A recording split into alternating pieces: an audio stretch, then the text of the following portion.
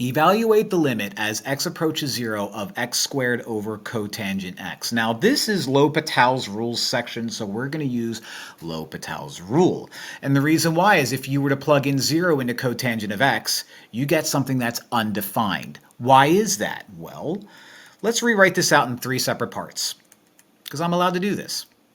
Okay, I'm going to write this out as x squared times whatever cotangent is, which is going to be cosine x over sine x.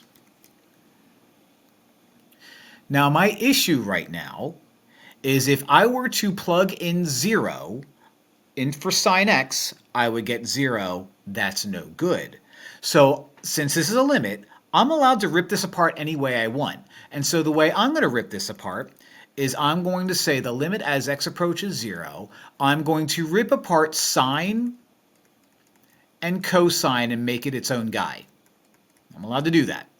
I'm going to keep an x there and an x up here. I'm allowed to do that too.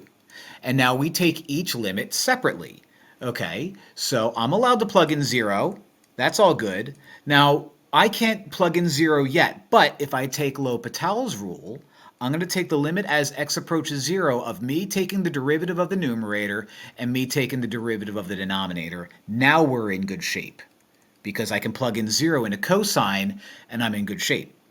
Okay, the derivative of me plugging in 0 to cosine 0 is going to be cosine 0, which I'll fix that in a minute. Okay.